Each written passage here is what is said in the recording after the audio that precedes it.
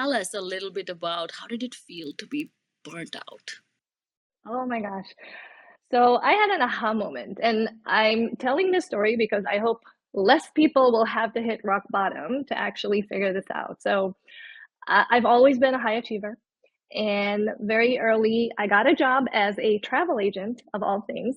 So, and I worked really hard, and I actually decided to do my bachelor's while I'm working full time, which I had to do because no one was there to actually pay for my education. I had to do it myself. So I would usually wake up, open the office at around 7 a.m., work till 3, go to school, come back home at 10 p.m., try and do my homework, and repeat over and over again. And one day while I was driving to school, I actually fell asleep on the wheel. It was just for a second, and I immediately regained control. Nothing happened. I didn't hurt anyone. I didn't even hurt myself. But that was my aha moment. That was when I realized, okay, what you are doing is not working. There's just too much, and something needs to change. And that was the pivotal point for me when I realized it can't just be more. It needs to be a lot more strategic. I need to be focused on doing the right things. Otherwise, I will just not have enough hours in the day to actually survive. Hmm. Wow, you gave me goosebumps because I feel like when we think of burnout, we do think of like people like disconnecting or like really just taking it lightly because it's just low energy or and then it's shocking but not shocking that it led to that instance in your life. But the beauty of that is you woke up and you're like, okay, let's get some. Yeah, something needs to change. I do not want that to happen. Exactly. So what was your first thing you did? Because I feel like a lot of the listeners and people in work I work with are burning out. First, they don't recognize it. It's too late, like you said. Or they are completely shut down and that's when they take some action. But the biggest issue is they are so overwhelmed. They don't know where to begin. So where did like younger Maya begin her journey of trying to get out of this situation?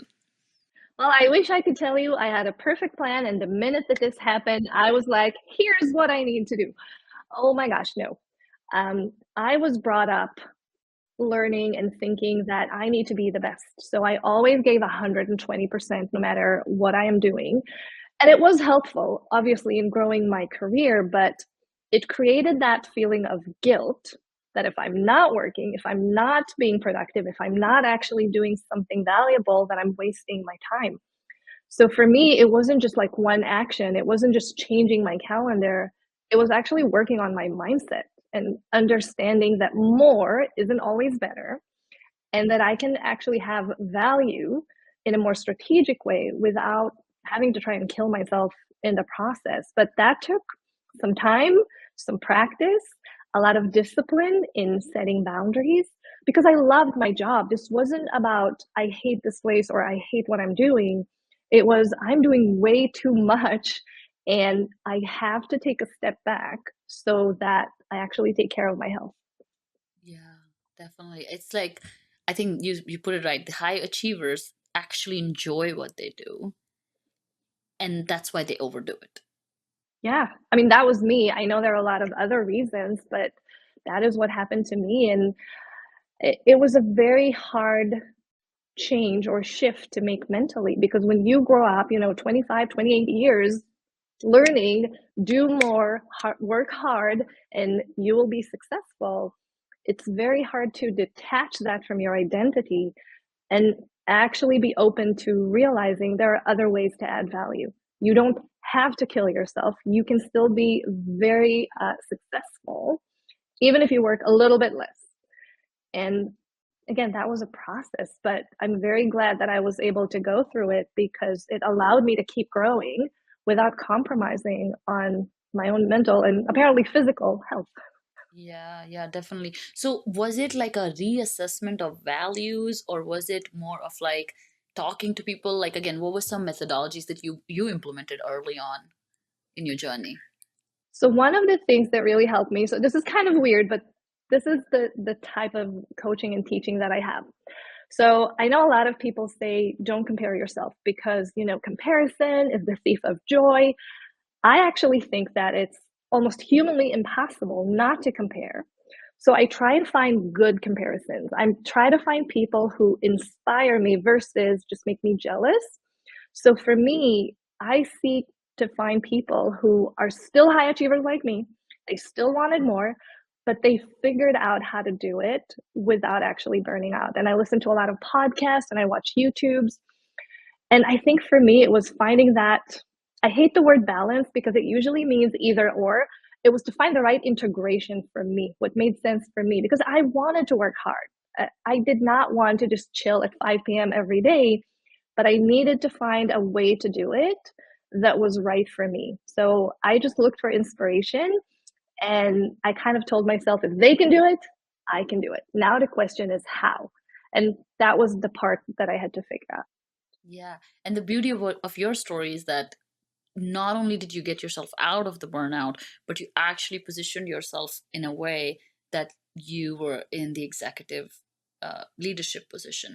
And so I feel like that's just such a great way to even learn about burnout, is that if you keep working really, really hard, then you are not growing and you're actually killing yourself. But the minute you start to prioritize like time management and energy management, you start to also grow. So basically, you working really hard is counterproductive to actually what you're trying to do. And so, talk to me a little bit about that transition of like when you started to realize, wait, doing less is actually putting me in the right place. So it was kind of funny, and it relates to this whole methodology that I have about managing your career like a business. So at the time, I just pivoted into marketing. So after being a travel agent, I decided I actually want to do marketing, and I was able to get myself into a role. And about 8 months into that role, I realized there was a huge problem. So it was a small company, but it was growing really quickly, and things were all over the place. And our CEO was so busy just getting new clients that no one was really supervising. And being the high achiever that I am and someone who cares about their job, I kind of went back and forth. And anyone who was born in the 80s, you will understand the reference, but I had a Jerry Maguire moment. I decided to put together a plan. And by the way, that was 4 bullet points on a Word document. And I pitched it to my CEO and I said, look, we have a problem. There's no consistency. Customers are not happy. We have no processes. You have to hire a manager. And I will never forget, he looked at me and he's smiling. And I'm like, I just told you your business is going to shit and you're smiling. And he said, yeah, you know what? Awesome. You're the new team leader. Go figure it out. And that was the first time when I realized, wait, I didn't put a million hours into this. I actually did something else. I was strategic. I saw a problem and I pitched a solution and it made me a leader. So maybe I need to do more of that. That was the aha moment of there are other ways to add value. How can I do more of that? Yeah.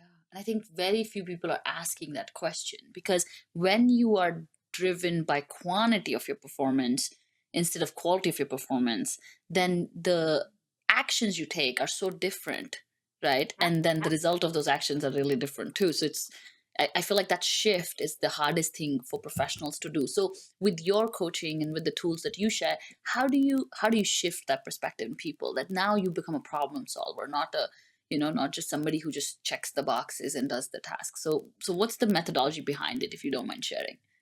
Yeah, it starts with a mindset shift, like pretty much everything. I mean, I always say success is 80% mindset, 20% execution, because it's all about what we believe and the stories we tell ourselves. Figuring out the how is actually not the hard part. Or you can hire someone like me or you to give you the how, but you have to make that internal shift. So I think one of the first things that we need to do, and what I talk about inside of my programs, is to move from that getting shit done mindset to how can I become a strategic thinker, a strategic partner for the business. And the reason I'm being so descriptive is because people don't like being the get shit done person. They understand that it's not helping them. So by labeling it this way, we're actually helping them create this desire. I want to move away from this. And when we explain there are two different ends of the spectrum, you can either be here or there. They want to move towards How can I actually become that executive material? And then we break down what that is. What are the behaviors that are going to make sure that you are seen as a leader? What are the expectations? Sometimes people don't understand the expectations change. The higher up you go, the requirements are different. It's not always about being the best at your work. Yes, you need to be good. Yes, you need technical proficiency. But at some point, the technical proficiency has diminishing returns. At that point, what you need is leadership. What you need is being decisive, being strategic, and learning how to communicate and influence people.